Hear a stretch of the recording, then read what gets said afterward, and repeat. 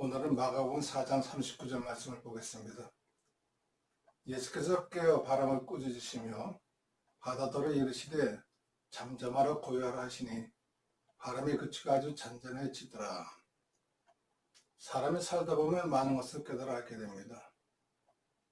학문을 배워서 지식을 얻게 되는 것과 스승의 가르침을 받는 것과 또 스스로 체험을 통해서 알아가는 것들이 있습니다. 예수님 제자들은 지금 바닷가의 출신으로서 어부들이었습니다. 그들은 바다에 대해서 너무도 잘 아는 사람들입니다. 어느 날 예수님이 제자들에게 말씀하시기를 우리가 저편으로 가자 하셨습니다. 제자들은 배를 몰고 바닷가로 나가서 예수님이 가고자 하는 곳으로 가지고 있는 중입니다. 그들은 바다에 나가면은 바다가 어떤 현상을 일으키는지를 잘 압니다. 바람이 불어오면 파도가 일어날 것을 잘 압니다. 그러므로 웬만한 파도는 다 이겨낼 자신이 있습니다. 두려워하지 않습니다. 바람이 불면 당연히 파도가 일어날 것을 알고 있기 때문입니다. 늘 파도와 싸워서 이기는 생활을 한 사람입니다. 그런데 그날따라 배를 운행하는데 파도가 일어나니까 두려운 마음이 생겼습니다. 늘 똑같은 상황이지만 그날따라 두려움이 더 심했던 겁니다. 생각지 못한 상황 속에서 갑자기 바람이 불어 풍랑이 일어나게 된 것입니다. 그들은 준비되지 못한 상태라는 겁니다. 바람이 불기 위해서는 날씨가 이제 흐려지면서 징조가 보이는데 그렇지 않고 갑자기 불어왔다는 사실입니다. 갑자기 불어왔다는 것은 전혀 준비되지 않은 상태에서 생각지 못한 일이 생겼다는 겁니다. 전혀 상상하지 못한 일이 생길 때 사람은 당하게 되고 두려워하게 됩니다. 그 배는 지금 예수님 함께 하셨습니다. 주님 함께 하신데도 풍랑이 일어났던 사실입니다. 제자들은 예수님 함께 가니까 풍랑의 파도나 어떤 걱정스러운 두려운 일이 생기지 않을 거라 생각했습니다. 그러나 너무도 두려운 상황 속에서 제자들이 소리를 칩니다. 선생님이여, 우리가 죽게 된 것을 돌보지 아니하시나이까.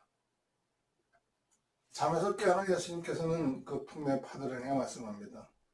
잠잠하라 고요하라 말씀하십니다. 바람을 꾸짖으니까 그냥 바람이 다 잔잔해지고 풍랑이 멈췄다는 겁니다. 갑자기 불어온 바람 속에서 제자들은 두려웠습니다.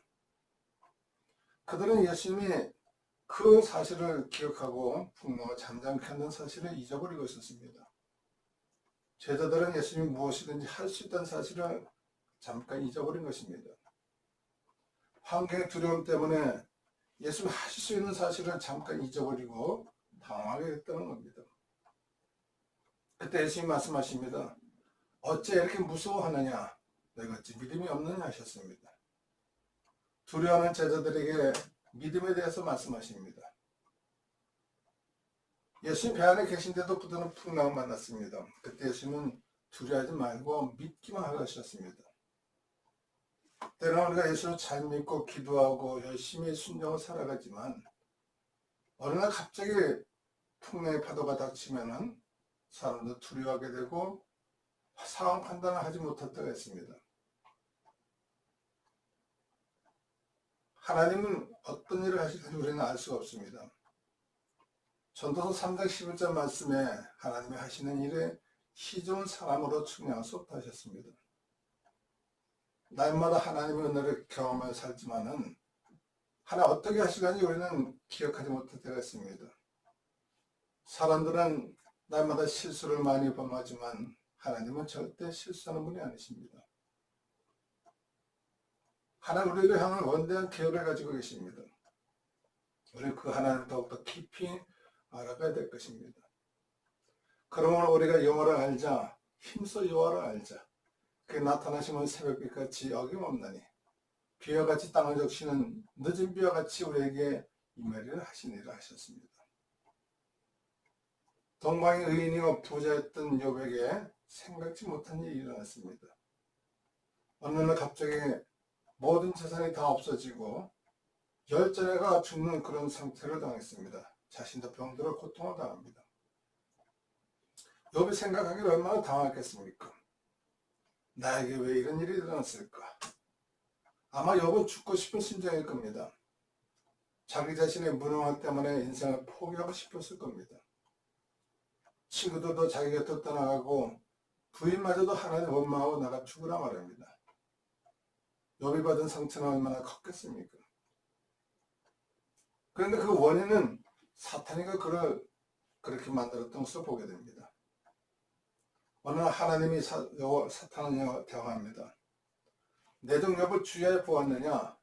그와 같이 온전하고 정직하여 하나님을 경외하고 악에서 떠난 자는 세상에 없다 하셨습니다. 하나님이 인정하는 욥이었습니다. 그때 사탄이 말합니다. 욥이 어찌 까닭없이 하나님을 경외하리까? 욥이 하나님을 경외하는 것은 하나님 욥의 축복하시고 간섭하셨기 때문이라는 것입니다. 그때 사탄이 말합니다. 이제 주의 손을 펴서 그의 모든 소유물을 치소서. 그리하시면 틀림없이 주를 향하여 욕하지 않겠나이까? 하나님과 욥과의 관계를 끊어버리고 하나님 욥을 도와주지 않으면 욥은 아마도 하나님을 원망하고 하나님을 더 멀리 할 거라는 겁니다. 하나님 사탄에게 허락하셨습니다. 그의 소유물을 다 내 손에 맡겨놓으라. 다만 그의 몸에는 내 손은 대지 말지어다 하셨습니다. 사탄은 욥에게 상상하지 못한 일을 일으켰습니다. 갑자기 일어나는 사건 속에서 욥은 당할 수밖에 없을 것입니다. 그러나 욥은 그 하나님 원망치 않았습니다. 내가 못해서 알몸으로 나왔은즉 또한 알몸의 그리로 돌아갈지라도 주신 이도 여호와시요 거두신 이도 여호와시니 여호와 이름이 찬송을 받으실지니라. 이 모든 일에 욥이 범죄하지 아니하고 하나님 향하여 원망치 아니한다 하셨습니다. 우리는 때때로 상상하지 못한 절망적인 사건이 일어날 때가 있습니다. 지금 코로나 바이러스 사건이 어떻게 일어났습니까? 전혀 알지 못하는 그 시간에 일어났습니다. 우리는 내일 일을 알지 못합니다. 내가 너는 내일 일을 자랑치 말라. 하루 동안에 무슨 일이 일어날지 내가 알 수 없다 하셨습니다. 결국 욥은 그 고난의 시간을 참고 기다렸습니다. 내가 가는 길을 그가 아시나니 그가 나로 달려내신 후에는 내가 순금같이 되어나오리라 하셨습니다. 참고 기다리던 욥에게 하나님의 축복을 하셨습니다. 갑절의 축복을 주셨습니다. 축복받은 욥이 고백합니다. 내가 죽게 대하여 귀로 듣기만 하였사오나 이제 눈으로 주를 배웠나이다. 귀로만 듣던 하나님은 이제 눈으로 바라보는 체험적인 신앙이 있다는 겁니다. 하나님 살아계십니다. 지금도 동일하게 역사합니다. 어떤 상황에도 우리는 하나님을 바라봐야 될 것입니다. 예수님은 말씀 한마디도 풍성한 잠잠 계시는 능력의 주님이십니다. 제자들이 타고 가는 그 배 안에 주님이 계셨습니다. 제자들은 떠난 것이 아닙니다. 절망적인 상황에서 주님은 떠나지 않았습니다. 항상 우리 함께 하십니다.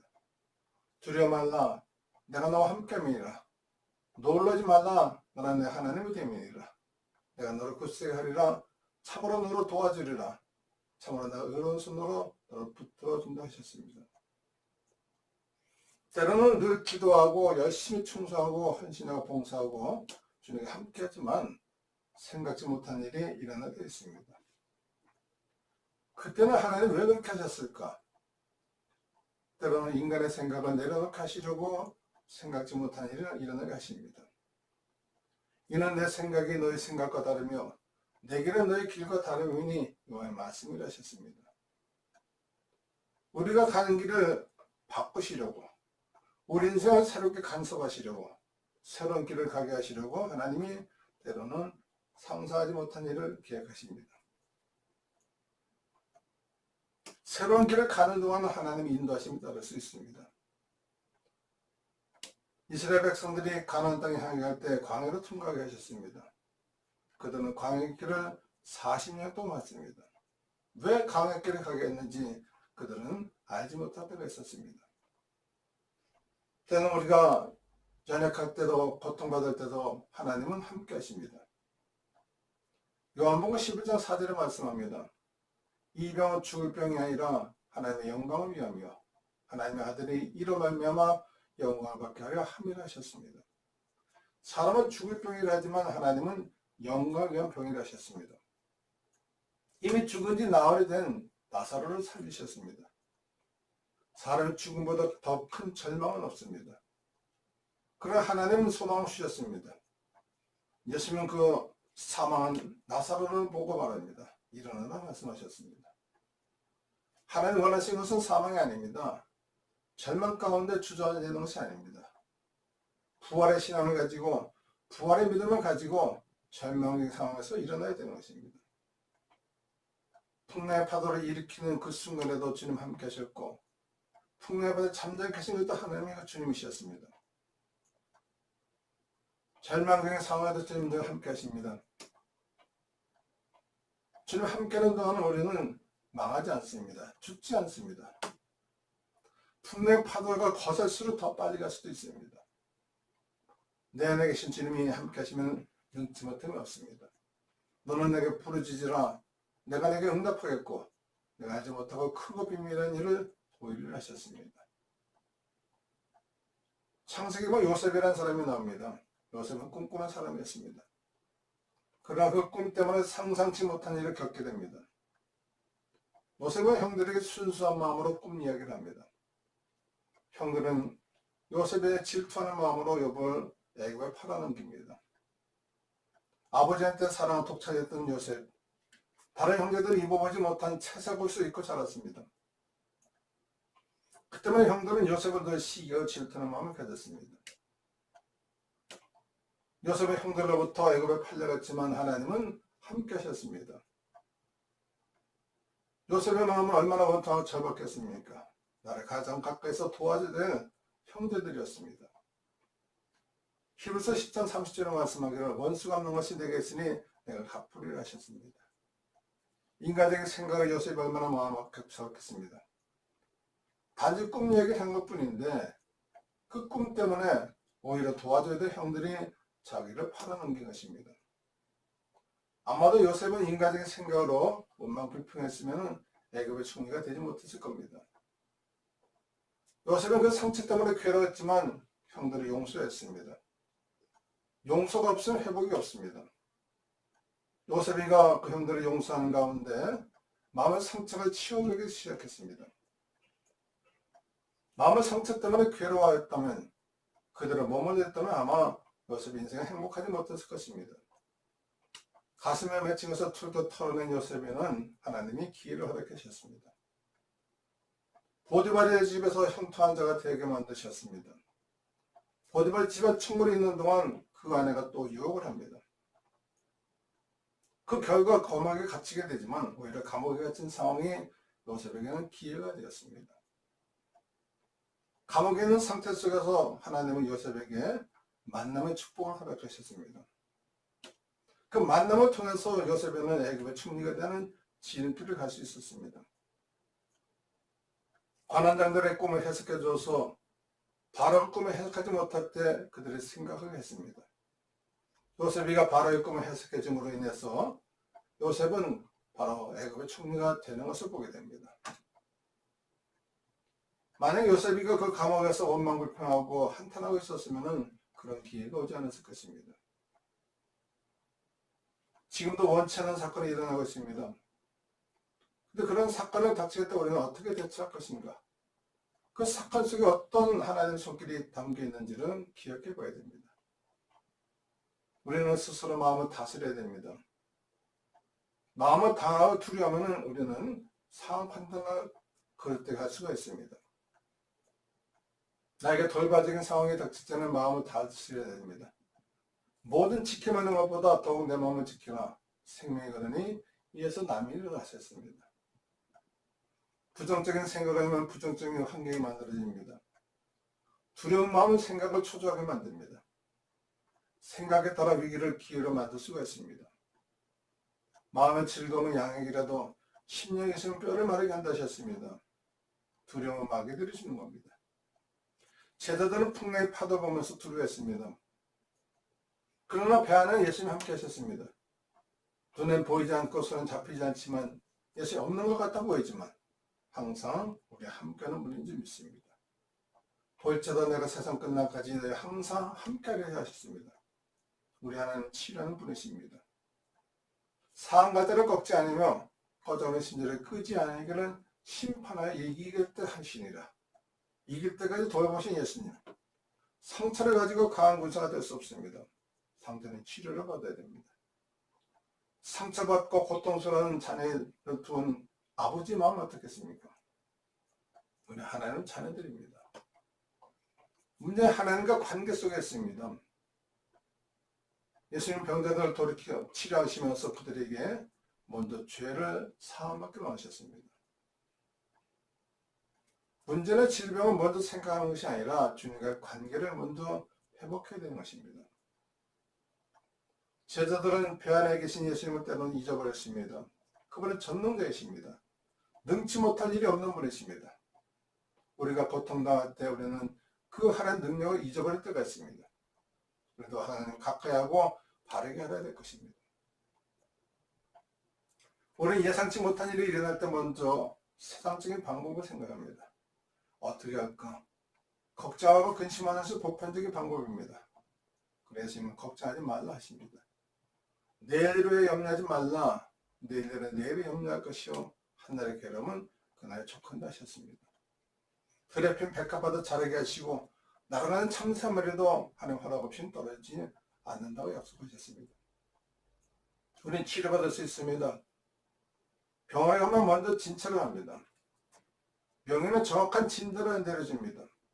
그 검사 결과에 따라서 약을 처방하면 되는 것입니다. 폭락의 바다가 왜 일어났는지 그것의 원인이 무엇인지를 우리가 깨달아야 됩니다. 주님 믿는 믿음이 더 확신이 가져야 됩니다. 믿음의 확산 가운데 담담을 가지고 나갈 때 우리는 승리할 수가 있습니다. 너에게 겨자씨만한 믿음만 있으면 이 산을 들려 옮기로 한다 말씀하셨습니다. 우리가 절망 가운데 주저앉아 믿음을 잃어버리는 것은 하나님 뜻이 아닙니다. 예수 우리의 모든 죄를 짊어지고 십자가에 죽으셨습니다. 이제 우리의 모든 죄를 사하시고 우리는 거룩한 백성을 살아가게 하셨습니다. 질병 가운데 머무를 수는 없습니다. 우리 약한 것을 담당하시고 병을 짊어지셨다고 말씀하신 주님. 우리에게 병을 일으키고 질병을 주고 고통을 주는 것은 마귀들의 수행입니다. 하나님은 질병과 고통 속에 살기를 원치 않으십니다. 선한 일을 행하시고 마귀에게 눌린 모든 사람을 고치셨으니 이는 하나님이 함께 하셨음이라 하셨습니다. 예수님 우리를 치료하는 분이십니다. 고쳐내신 분이십니다. 우리 두렵게 하는 분이 아니십니다. 우리는 회복될 수 있습니다. 두려움은 사라질 수 있습니다. 마귀들은 몰아내야 됩니다. 악한 마귀들은 우는 사자같이 두루 삼킬 자를 찾는 이 시대 속에서 우리 예수님이 권세를 가지고 예수님 가지고 그 마귀를 몰아낼 때 평안함이 찾아오게 됩니다. 생각지 못한 일을 당했을 때 우리는 당황하거나 두려워하지 말고 서두르지 말아야 됩니다. 조급한 마음을 갖다 보면 분별력을 잃어버리고 잘못된 판단을 하게 될 수 있습니다. 마귀에게 틈을 주지 말라 하십니다. 마귀를 대적하라 하셨습니다. 지금 우리는 코로나 때문에 두려워할 때가 있습니다. 하나님 이 상황 속에서 우리를 지켜 돌봐 주실 것입니다. 믿음의 담담으로 이겨나가는 우리 모두가 되시기를 부탁드립니다. 살아계신 하나님 아버지 감사합니다. 우리 연약한 심령들입니다. 마음을 상처 때문에 괴로웠다 하십니다. 그러나 예수님은 함께 하셔서 우리를 돌봐주십니다. 너희가 어찌하여 두려워하느냐? 믿음을 가지려 하셨습니다. 우리는 때로는 원치 않는 풍랑의 파도가 일어날 때 두려워하고 염려하고 근심할 때가 있습니다. 하나님 우리 함께하는 분이신 것을 믿게 하시고 담대히 두려움을 사라지게 물리칠 수 있는 능력을 허락해 주시옵소서. 어지러운 시대에서 우리는 믿음을 가지고 살아가는 복된 삶이 되기를 원합니다. 하나님 도우신 가운데 풍랑의 파도를 잠잠케 하시고 고요하게 하셔서 평안한 길을 갈 수 있도록 도와주시옵소서. 예수님의 이름으로 간절히 기도드렸나이다. 아멘.